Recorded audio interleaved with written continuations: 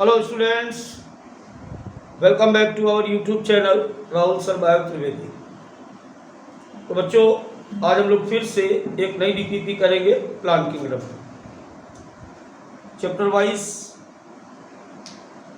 Topic wise, NCERT line to line. तो अपने slogan के साथ फिर से बात करते हैं कि सबसे कम सबसे सटीक सेफ सिलेक्शन इन नीट। जो एमसीक्यू करेगा वो डॉक्टर बनेगा। बिना टाइम बर्बाद किए आज का पहला क्वेश्चन अब आपकी स्क्रीन पर ये रहा।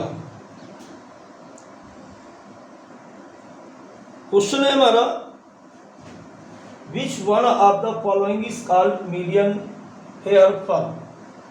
Dryopteris, Pteris, Adiantum, Lycopodium. निम्नलिखित में से किसे मीडियन हेयर फॉर्म कहा जाता है? बच्चों, ये क्वेश्चन एनसीईआरटी के बाहर का है और लर्निंग क्वेश्चन है, और लर्निंग क्वेश्चन है बेटा। अभी जैसा कि मैंने बताया आपको,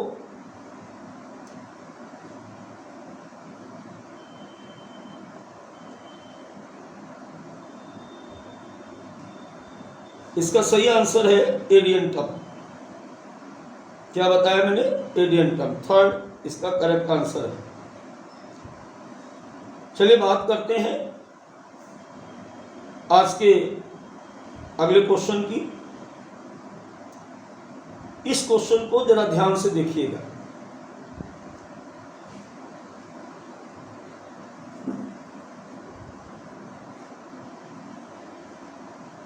तो क्वेश्चन नंबर 2 की बात करें अगर, विच of the following is not correctly matched.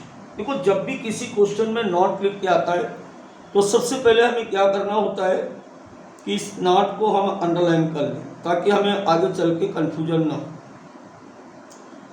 अब देखिए यहाँ पर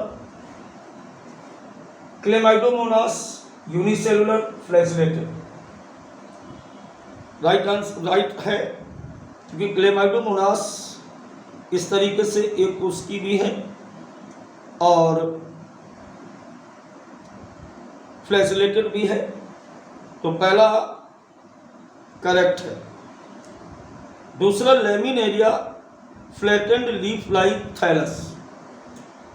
अगर हम लेमिनेरिया की बात करें, याद देखो एनसीईआरटी में जब आप देखोगे ना तो वहाँ पर आप देखोगे एक चीज़, तो लेमिनेरिया जो बना हुआ है वो आइसक्रीम की कोन की तरह बना होता है। ऐसे याद करो, या बुक में देखोगे इस तरीके से ऐसे करके ऐसे आइसक्रीम की कोन की तरह बना हुआ है। तो ये वाला यानी सेकंड भी यहाँ पर करेक्ट है। पूछा गया नॉन करेक्ट। तीसरे की बात करें, chlorella filamentous non flagellated is also right. Volvox colonial form non flagellate, ये मुझे गलत लग रहा है।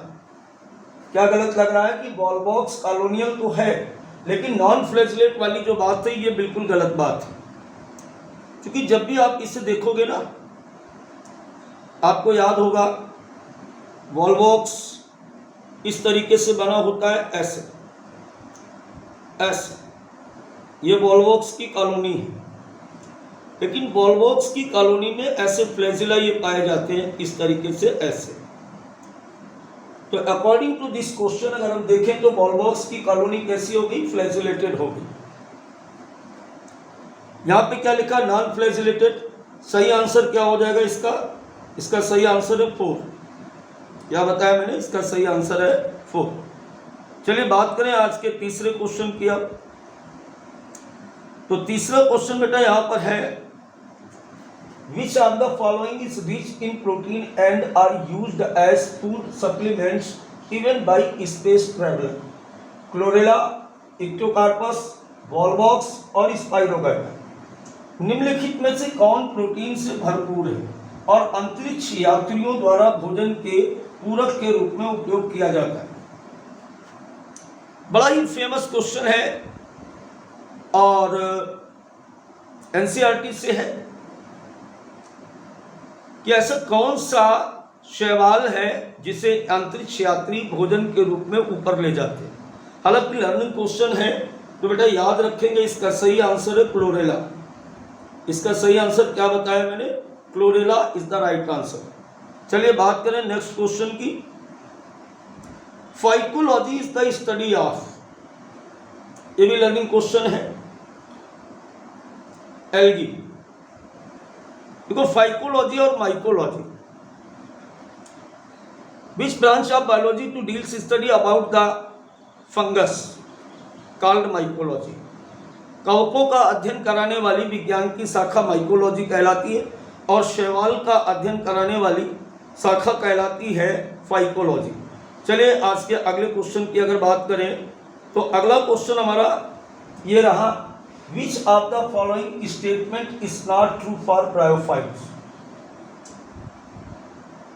ब्रायोफाइट्स के लिए इनमें से कौन सा कथन सत्य नहीं है?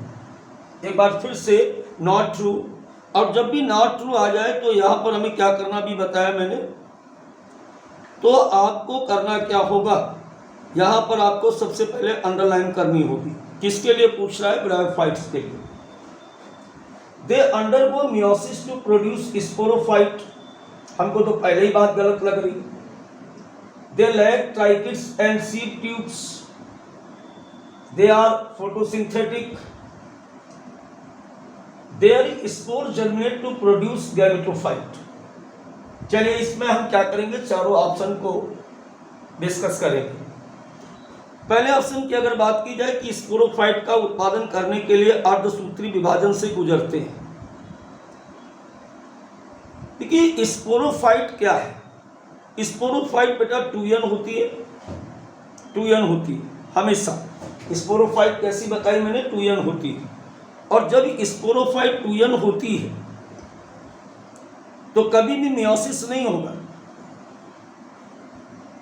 2n बनाने के लिए n 2n बनाने के लिए क्या होगा? हमेशा माइटोसिस होगा, कभी भी मियोसिस नहीं होगा। क्योंकि जाइगोट बनेगा और जाइगोट बनने के बाद यानी n प्लस n बराबर यहाँ पर जाइगोट बनेगा, और जाइगोट बनने के बाद जाइगोट में माइटोसिस होगी, जाइगोट में माइटोसिस होगी और उस माइटोसिस से स्पोरोफाइट बनेगा। क्लियर हो गई बात? अब देखो यहाँ पर हम बात करें, अगर बात करें हम यहाँ पर जो अगले और यहाँ पर ऑप्शन है इनकी अगर बात की जाए तो दूसरा they lack tracheids and sieve tubes, बिल्कुल सही है। क्यों सही है बेटा ये? क्योंकि इसमें वेस्कुलर बंडल पाए नहीं जाते,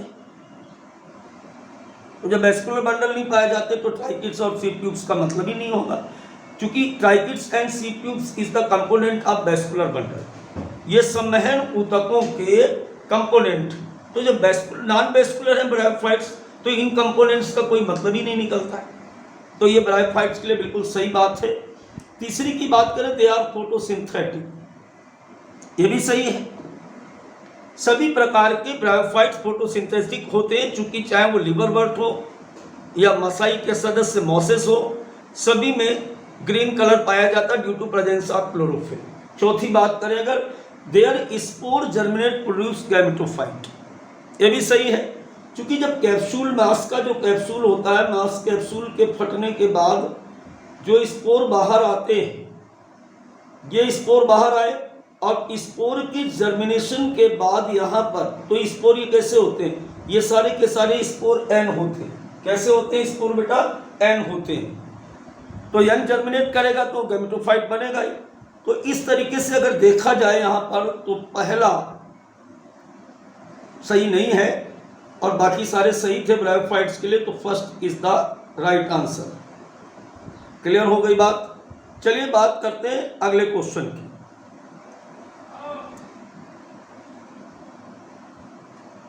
Which of the following statement about Spirogyra is correct?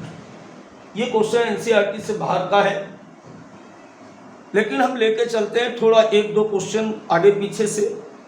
कभी भी एनटीए ने गारंटी नहीं ली है कि एनसीईआरटी से आएगा। अब वो आता है ये अलग बात, ना तो उसने सिलेबस में कभी लिख रखा है कि एनसीईआरटी से ही आएगा, ऐसा कुछ नहीं। तो एक आध क्वेश्चन दाएं बाएं से भी लेके चलना चाहिए, और तुम इसके चक्कर में ना पड़ो, केवल इसका सही आंसर हम बता दे रहे हैं, दिमाग में रख लेना। Lateral conjugation take place in homothallic species, scalariform conjugation take place in homothallic species, lateral conjugation take place in heterothallic species. The type of conjugation is unrelated to homothallic and heterothallic species. Hindi लिखी हुई है, सामने देख सकते हैं। इसका जो सही आंसर है बेटा वो है पहला, कि lateral conjugation take place in homothallic species. अब ये होता क्या है कि जैसे एक स्पाइरोगाइरा ये है, एक स्पाइरोगाइरा इस तरीके से है, और दूसरा होमोथैलिक स्पाइरोगाइरा। अच्छा, होमोथैलिक, तो होमोथैलिक का मतलब ये हो गया कि एक ही थैलस की दो सेल्स के बीच की ये बात कर रहा है।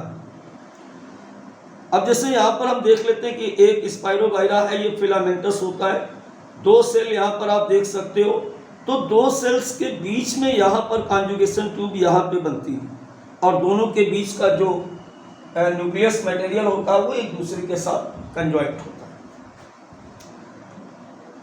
चलिए बात करें अगले क्वेश्चन की। डायोप्टेरिस आर्चिगोनिया हैज, डायोप्टेरिस आर्चिगोनिया में सिंगल बाइन्यूक्लिएटेड नेक कैनाल सेल, 2 बाइन्यूक्लिएटेड नेक कैनाल सेल, 4 नेक कैनाल सेल्स, 0 नेक कैनाल सेल्स पाई जाती है। डायोप्टेरिस फर्न को कहते हैं बेटा, और इसकी आर्चिगोनिया में सिंगल बाइन्यूक्लिएटेड नेक कैनाल सेल्स पाई जाती है, इज द राइट आंसर। चले बात करें आगे क्वेश्चन की, कि the red colour in red algae is due to, red colour in red algae is due to, पक्का क्वेश्चन एनसीईआरटी से है। हीमोग्लोबिन के कारण, एंथोसाइनिन के कारण, फाइकोइरेथिन के कारण और कैरोटीन के कारण। देखिए एनसीईआरटी बुक आप जब पढ़ेंगे तो वहां पर स्पष्ट लिखा हुआ कि the red colour of red algae is due to presence of R phycoerythrin. तो यहाँ पर आर फाइकोइरेथिन की जगह पर केवल फाइकोइरेथिन लिखा हुआ है। मैंने क्या कहा, ऐसे लिखा होगा बेटा, आर फाइकोइरेथिन।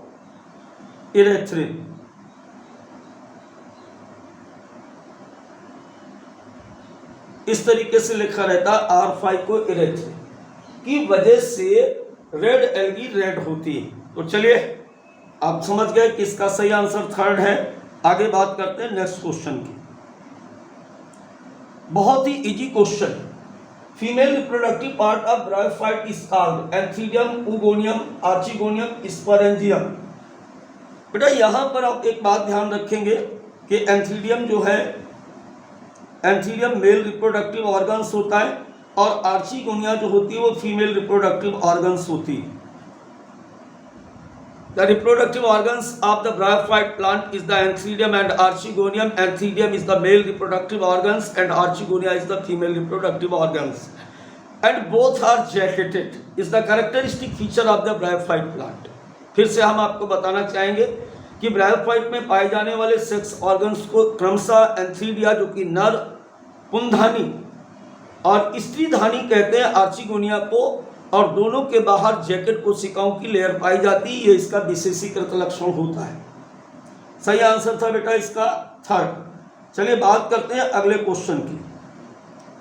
बहुत ही प्यारा क्वेश्चन है। Algae attach to stone is called. जब कोई शैवाल, जैसे ये हम मान लेते हैं कि कोई स्टोन है और इस स्टोन पर कोई एल्गी इस प्रकार से उगी हुई है, ऐसे कोई एल्गी यहाँ पर इस तरीके से उगी हुई है, तो ऐसी एल्गी को क्या कहा जाता है?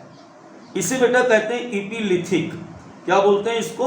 इपीलिथिक, यानी फर्स्ट ऑप्शन इज करेक्ट। चलिए बात करते हैं अगले क्वेश्चन की। फिर से एक लर्निंग क्वेश्चन, बॉब मास किस, पहले भी मैं करा चुका हूँ। ये क्वेश्चन इंपॉर्टेंट क्वेश्चन है, कई बार ये बार बार इसीलिए आ रहा है प्लांट किंगडम में।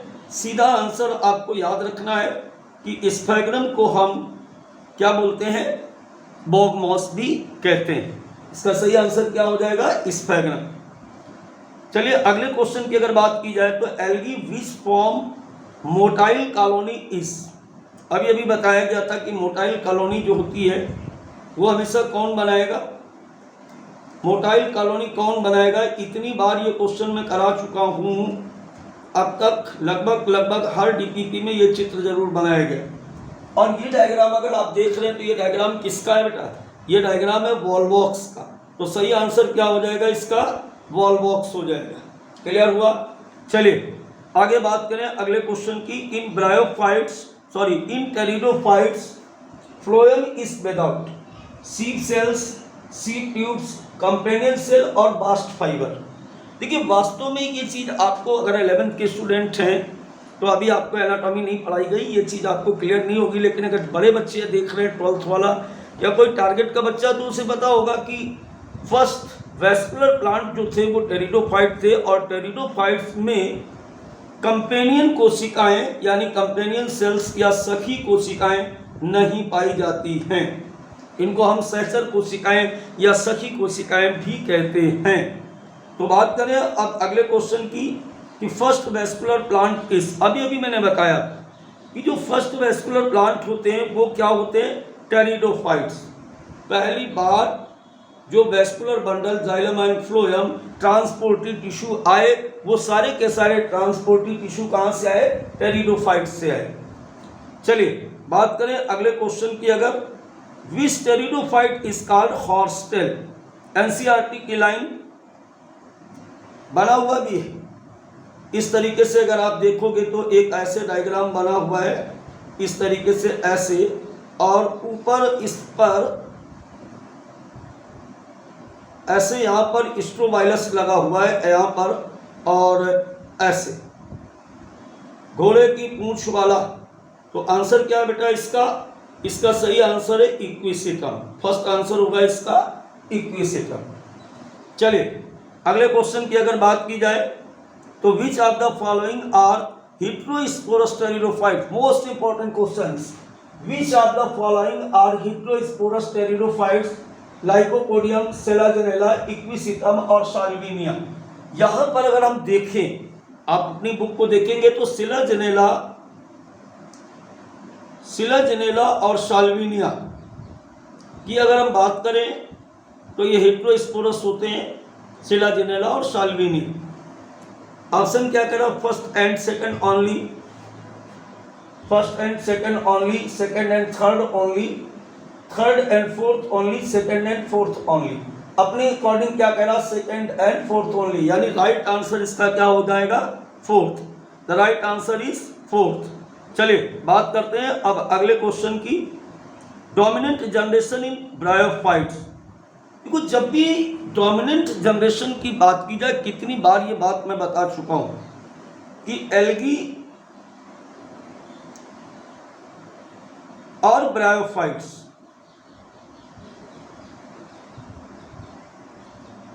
दोनों में डोमिनेंट कंडीशन जो होती है वो हमेशा होती है गैमेटोफाइट। कौन सी होती है बेटा, गैमेटोफाइट होती है हमेशा। एल्गी और ब्रायोफाइट्स में जो गैमेटोफाइट स्टेज होती है वो मेन स्टेज होती है। और इसके बाद अगर बात करें हम टेरिडोफाइट, जिम्नोस्पर्म और एंजियोस्पर्म की, वहाँ पर स्पोरोफाइट स्टेज मेन होती है। तो सही आंसर इसका होगा गैमेटोफाइट। चलिए बात करें अब अगले क्वेश्चन की। Which moss is known as peat moss. फिर वही बात आ गई, आंसर है स्फेगनम। बार बार हो गया इसलिए इस पर कोई भी एक्सप्लेन नहीं किया गया। इससे पहले भी आपको एक डीपीपी में मैंने ये बात बताई थी कि पीट इससे बनता है और कैसे बनता है। पुरानी डीपीपी देखे बताया था मैंने कि पीट क्या है और स्फेगनम से कैसे कार्बोनाइज्ड होने के बाद बनता है, और इसका यूजेस भी बताए थे कि फ्यूल के रूप में, मैनर्स के रूप में, खाद के रूप में इसका प्रयोग किया जाता है। तो चले अगले क्वेश्चन की ओर। Which of the following bryophyte is economically important. बार बार वही बात, यानी इसका मतलब बहुत ही इंपॉर्टेंट पॉइंट है। तो इकोनॉमिकली इम्पोर्टेंसी, वैसे तो ब्रायोफाइटा की कोई खास इकोनॉमिक इम्पोर्टेंसी होती नहीं है, लेकिन अगर स्फेगनम को देखा जाए तो ये क्या होता है कि जो प्लांट प्रोपोगेशन होता है, जब पौधों को हम ट्रांसपोर्ट करते हैं एक जगह से दूसरी जगह तक, तो उसके नीचे ये लपेट दिया जाता है, चूँकि इसको हम कॉटन मॉस भी कहते हैं और ये वाटर होल्डिंग कैपेसिटी को रखता है। So some economic importance in the transportation of plant propagate plant या newly born plant. Agar is produced by, देखिए हाइड्रोकोलाइड सही है, अगार जिलेडियम ऐसी चीज़ें आपको बताई गई थी। पहले भी मैंने क्वेश्चन कराया, पहले तो मैंने ये पूछा था, पर्टिकुलर एग्जाम्पल पूछा था, इस बार इजी कर दिया गया ये कि algae, fungi, blue green algae और बैक्टीरिया। सही आंसर क्या है इसका? एल्गी। शैवालों के द्वारा प्राप्त किया जाता है एगार। आप जरूर देखिएगा कि किस शैवाल से हम एगार को प्राप्त करते हैं। या ये भी पूछा जा सकता है कि क्लोरोफाइसी, थियोफाइसी, रोडोफाइसियन, इनमें से किस क्लास के सदस्यों से एगार को प्राप्त करते हैं। चलिए बात करते हैं आज के अगले क्वेश्चन की। तो अगला क्वेश्चन हमारे ऑपरेटर महोदय ने बता दिया, थैंक यू। तो बच्चों क्वेश्चन करते रहिए और एक कदम डॉक्टर बनने की ओर बढ़ते रहिए। फिर मिलते हैं एक नई डीपीपी के साथ, नए क्वेश्चंस के साथ। अपना पुराना स्लोगन कि जो एमसीक्यू करेगा वही डॉक्टर बनेगा। बाय बाय बच्चों।